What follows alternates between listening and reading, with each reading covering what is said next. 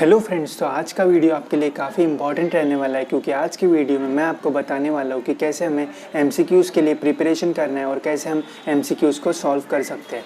वो कौन से टॉपिक है जो इंपॉर्टेंट है एमसीक्यूज़ के लिए और वो कौन से टॉपिक है जिस पे एमसीक्यूज़ आने के चांसेस है, तो वो सारी बातें मैं आपको इस वीडियो में बताने वाला हूँ। ठीक है, तो इसके पहले मैं ये सारी बातें आपको बताऊँ, अगर आप ऐसा सोच रहे होगे कि एमसीक्यू एग्ज़ाम ही है, हम तो तुक्के मार के आएंगे, हम तो एक ही ऑप्शन को अगर सारे टिक करके आएंगे तब भी हम इजीली पास हो जाएंगे, तो देखिए ऐसा मत करना। क्योंकि सपोज़ अगर आप आरटीएम मतलब नागपुर यूनिवर्सिटी से हो तो वहाँ का जो पैटर्न है उसमें आपको बस 50 में से 25 क्वेश्चन सॉल्व करने हैं। ठीक है, तो उसमें अगर 25 में अगर आप सारे सी जाते हो, सारे बी जाते हो या फिर सारे ए ऑप्शन पे क्लिक करते हो तो क्या होगा, ज़्यादा से ज़्यादा आपके प्रोबेबिलिटी के अनुसार आपके 7 या मैक्सिमम 8 क्वेश्चन सॉल्व होने के सॉल्व या मतलब राइट होने के चांसेस है। तो 7 या 8 मतलब 14 या 16 मार्क्स आपको मिलने के चांसेस हो गए। अगर आप पुणे यूनिवर्सिटी से होगे तो आपको वहाँ पे 50 में से 50 क्वेश्चन सॉल्व करने हैं, तो वो आपकी प्रोबेबिलिटी रहेगी 11 से 12-13 क्वेश्चन राइट होने के चांसेस रहेंगे। तो आपको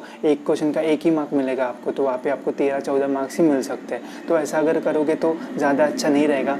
बट अगर आप अच्छे से पढ़ाई करोगे, पढ़ाई मतलब कैसे पढ़ाई करना है वो तो मैं आपको बताऊँगा इस वीडियो को, बट अगर आप पढ़ाई करके जाओगे तो आपके लिए अच्छा रहेगा। पढ़ाई करने के लिए क्यों बोल रहा हूँ, क्योंकि जब मुंबई यूनिवर्सिटी ने अपने एमसीक्यूज़ के गाइडलाइंस निकाले तो उन्होंने क्लियरली बताया कि जो क्वेश्चन पेपर निकलेगा उसमें 40% ईजी क्वेश्चन रहेंगे, 40% मीडियम रहेंगे और 20% ही हार्ड क्वेश्चन रहेंगे। तो अगर आप एक एवरेज स्टूडेंट भी हो तो 40% मीडियम और 40% ईजी क्वेश्चन आप इजीली सॉल्व कर पाते हो। मतलब अगर आप पुणे से बिलोंग करते हो तो आप 50 में से 40 इजीली क्वेश्चन सॉल्व कर पाओगे। नागपुर से हो, किसी भी यूनिवर्सिटी से हो, आप वो क्वेश्चन पेपर में मतलब मैक्सिमम 60-70% क्वेश्चन आप इजीली सॉल्व कर पाओगे। ठीक है, तो बस खुद में बिलीव रखना है और कैसे पढ़ाई करना है वो मैं आपको बताऊंगा। बस वीडियो का एंड तक देखिए और होप से अगर आप ये अप्लाई करोगे तो आपके लिए बहुत अच्छा रहेगा। ठीक है, तो सबसे पहले आपको क्या करना है कि अगर आप बैकलॉग दे रहे हो या फिर रेगुलर की एग्ज़ाम भी दे रहे हो तो आपको सबसे पहले क्या करना है कि आपको अपना सिलेबस जान लेना है। ठीक है, तो कोई यूनिवर्सिटी में बोला गया है कि हम 13 मार्च के पहले जितना भी सिखाया गया है वो सब उस पर हम एग्जामिनेशन लेने वाले हैं। बट कुछ यूनिवर्सिटी में ये डायरेक्टली बोला है कि अगर हम 13 मार्च के पहले का सिलेबस लेते हैं तो उसमें प्रॉब्लम होगी। प्रॉब्लम कैसे होगी कि कुछ कॉलेजेस ने कुछ यूनिट पहले सिखाया है बट कुछ कॉलेज ने कुछ यूनिट्स बाद अलग अलग सीक्वेंस में सिखाए रहते हैं। मतलब प्रोफेशनल कोर्स में ऐसा होता है कि अलग अलग यूनिट्स अलग अलग टाइम पे सिखाते होता है ऐसा। ठीक है, तो ऐसा अगर होता है तो इसमें प्रॉब्लम होता है कि 13 मार्च के पहले किसी कॉलेज में ये यूनिट हो गया, किसी कॉलेज में वो यूनिट हो गया, तो ऐसा हो सकता है। ठीक है, तो अगर आपकी यूनिवर्सिटी में ऐसा बोला गया कि पूरे यूनिट्स पे पेपर लिए जाएंगे तो वैसे आपको प्रिपेयर करना पड़ेगा। अगर आपकी यूनिवर्सिटी ने ऐसा बोला है कि 13 मार्च के पहले जितना भी सीखा है उस पर एग्जामिनेशन होने वाली है तो आपको वैसे एग्जामिनेशन देना पड़ेगा। ठीक है, तो ये जो भी मैं आपको बताऊंगा वो सारे स्टूडेंट्स के लिए एप्लीकेबल होगा। वो कैसे होगा वो मैं आपको बताता हूँ। ठीक है, तो सबसे पहले तो देखिए, आप एग्ज़ाम अगर दे रहे हो तो आपको अपना सिलेबस पता रहना चाहिए। ठीक है, अगर आपको सिलेबस पता है तो काफ़ी अच्छी बात है, नहीं पता है तो आप जान लीजिए आज ही, अभी जैसे वीडियो खत्म होगा आप सिलेबस देख लीजिए। ठीक है, उसके बाद अगर आपके पास सिलेबस है और अगर आपके पास नोट्स है तो आप बहुत अच्छे से पढ़ाई कर सकते हो। ठीक है, सिलेबस के साथ अगर आपके पास नोट्स नहीं है तो आप अपने फ्रेंड्स को या फिर अपने टीचर्स को पीडीएफ के थ्रू आप अपने जो भी नोट्स होंगे, उनके जो नोट्स होंगे उन्होंने जो प्रिपेयर किए होंगे सिखाने के लिए, तो उनसे आप मांग सकते हो। ठीक है, अब नोट्स और सिलेबस क्यों इंपॉर्टेंट है वो मैं आपको बताता हूँ। ठीक है, तो अभी पहले हमारी होती थी थेरी एग्ज़ाम, अब होने वाली है एमसीक्यूज़। अब एमसीक्यूज़ हो या थेरी हो, इंपॉर्टेंट टॉपिक्स तो इंपॉर्टेंट रहेगी ही ना। तो मतलब एक इंपॉर्टेंट टॉपिक है वो थेरी में भी आएगा और एमसीक्यूज़ में भी आएगा। ये 110% श्योरिटी देते हैं वो इंपॉर्टेंट टॉपिक्स के। ठीक है, तो अभी हमें इंपॉर्टेंट टॉपिक कौन सा है ये कैसे पता चलेगा, तो वो मैं आपको बताता हूँ। ठीक है, तो इंपॉर्टेंट टॉपिक पता करने के लिए हम ऐसे कोई तुक्के वगैरह नहीं लगाएंगे, हम डायरेक्ट मतलब एक दिमाग लगाएंगे। बहुत ही सिंपल प्रोसेस है। हमें क्या करना है कि अगर आप सपोज़ एक सब्जेक्ट की पढ़ाई कर रहे हो, ठीक है, तो आपको क्या करना है कि उसी सब्जेक्ट पे 1 साल पहले या 2 साल पहले जितने भी पेपर्स हुए हैं तो वो पेपर्स आप डाउनलोड कर लीजिए। ठीक है, तो वो पेपर्स अगर आप डाउनलोड कर लोगे तो आपके लिए बहुत फ़ायदा होगा। अब फ़ायदा कैसे होगा, क्योंकि थेरी एग्ज़ाम में जितने भी क्वेश्चन आते हैं, एक यूनिट में बहुत बड़ा यूनिट होता है। ठीक है, तो उतने बड़े यूनिट पे सारे क्वेश्चन तो नहीं आते, कुछ स्पेसिफिक ही टॉपिक्स होते हैं जिस पे क्वेश्चन आते हैं। ठीक है, तो वो स्पेसिफिक टॉपिक हमें कैसे पता चलेंगे, वो पता चलेंगे जब हम क्वेश्चन पेपर को डाउनलोड करेंगे और उसको स्टडी करेंगे। ठीक है, तो जैसे ही हम स्टडी करेंगे तो हमें पता चल जाएगा कि कौन सा टॉपिक इम्पॉर्टेंट है। अभी मैंने आपको 2-3 पेपर इसलिए बोला है क्योंकि हमारे कोर्सेज में क्या होता है कि एक साल एक क्वेश्चन आता है, फिर अगले साल उसी क्वेश्चन का एक स्विच क्वेश्चन रहता है, मतलब हर साल एक क्वेश्चन के जगह दूसरा क्वेश्चन आता रहता है, ठीक है। क्योंकि वैरायटी देने के लिए 5 मार्क्स के क्वेश्चन में हमेशा ऐसा होता है कि एक साल ये आता है, एक साल वो आता है, तो ऐसा होता रहता है, ठीक है। तो अगर आप 2 साल के क्वेश्चन पेपर डाउनलोड कर लेते हो तो आपको जितनी भी वैरायटी आती है क्वेश्चन पेपर्स में, वो सारी वैरायटी आपको पता चल जाएगी, ठीक है। मेनली आप ये कर सकते हो कि जो भी 5 मार्क्स 6 मार्क के थ्योरी क्वेश्चन आते हैं तो उनको सबसे पहले अटेंशन दीजिए, और वो क्वेश्चन के जो टॉपिक्स है उनको सबसे पहले अपने जो सिलेबस है या फिर नोट्स है उनमें हाईलाइट करके रखिए। अब जैसे ही आप उनको हाईलाइट करोगे तो उससे क्या होगा कि आपको पता चल जाएगा कि ये सबसे ज़्यादा इंपॉर्टेंट है, क्योंकि किसी भी यूनिट पर अगर 5 मार्क का क्वेश्चन आता है तो वो टॉपिक सबसे ज़्यादा इंपॉर्टेंट रहता है, ठीक है।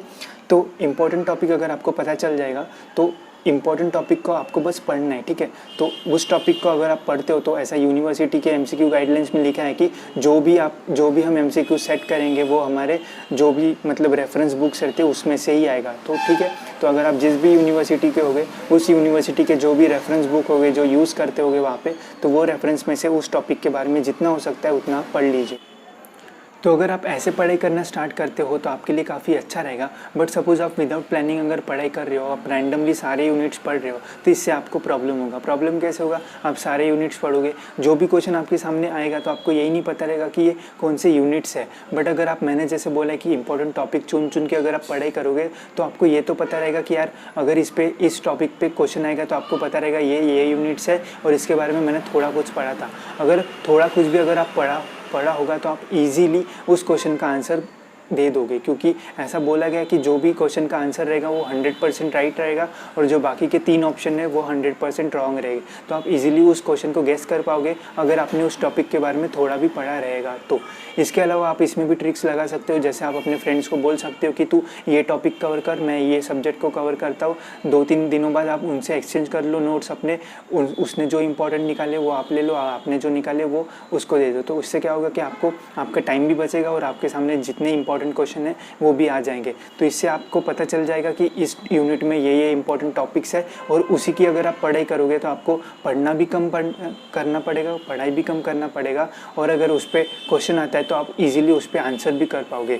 बट सपोज अगर आप सारा पढ़ लेते हो, बहुत मेहनत करते हो और आपको यही याद नहीं रहता कि मैंने कौन सा टॉपिक पढ़ा, फिर एमसीक्यूज़ में जब देने जाते हो तो आप कंफ्यूज रहोगे, यार ये तो मैंने पढ़ा था बट इसका मुझे कुछ याद ही नहीं आया। क्यों नहीं याद आएगा? क्योंकि आपने एक साथ बहुत सारी पढ़ाई की है। 4 महीने से आपने कुछ पढ़ा नहीं और डायरेक्ट अगर आप अभी से बहुत सारी पढ़ाई करना स्टार्ट करते हो तो आपके भूलने के जो चांसेस है वो ज़्यादा होंगे, ठीक है।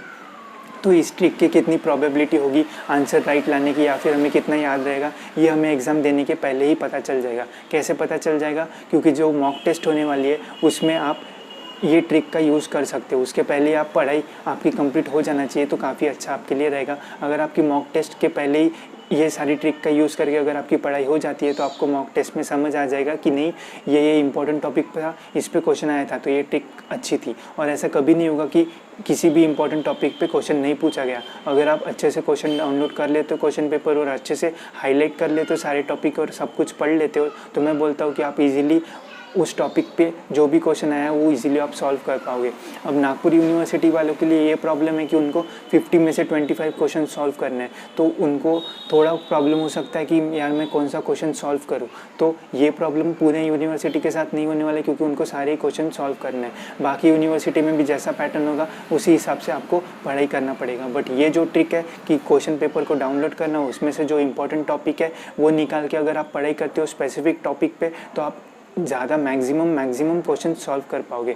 बट अगर आप सपोज एम्प्टी माइंड जाते हो विदाउट ऐसे ही मतलब सोच के बिना कुछ सोच के पढ़ाई करके ऐसे जाते हो तो आपको क्या होगा, जो इजी क्वेश्चन होंगे वो भी आप सॉल्व नहीं कर पाओगे, जो हार्ड होंगे वो भी आप सॉल्व कर नहीं पाओगे। बट पढ़ाई करके जाते हो तो आपको पता तो रहेगा कि यार ये इंपॉर्टेंट था, मैंने पढ़ा था, आ गया। कुछ ना पढ़ाई करने से अच्छा कुछ पढ़ाई कर लीजिए ताकि आपको भी काम में आए। और मैंने आपको बोला है कि इंपॉर्टेंट टॉपिक पढ़िए तो इंपॉर्टेंट टॉपिक आपको आगे जाके भी काम आ सकते हैं। इस एग्ज़ाम में नेगेटिव मार्किंग नहीं है, तो जितना आपकी यूनिवर्सिटी बोल रहे हैं कि इतने क्वेश्चन सॉल्व करना है तो उतने सारे क्वेश्चन आपको सॉल्व करके आना है। इसके अलावा कोई भी यूनिवर्सिटी की तरफ से अपडेट आता है तो मैं ज़रूर अपडेट कर दूँगा आपको। और अगर आपने टेलीग्राम के ग्रुप को ज्वाइन अभी तक नहीं किया तो आप ज्वाइन कर सकते हो, लिंक डिस्क्रिप्शन में। वहाँ पर भी आपके जैसे स्टूडेंट है जो डिस्कस करते रहते हैं कि एग्ज़ाम वगैरह तब होगी, तो उनको भी आप ज्वाइन कर सकते हो। तो होप सो आपको वीडियो पसंद आया होगा। अगर आपने अभी तक चैनल को सब्सक्राइब नहीं किया है तो ज़रूर सब्सक्राइब कर लीजिए, और सब्सक्राइब कर ले हो तो बेल आइकन को ज़रूर दबा देना, ताकि जब भी मैं वीडियो डालूँ तो सबसे पहले नोटिफिकेशन आपको मिले।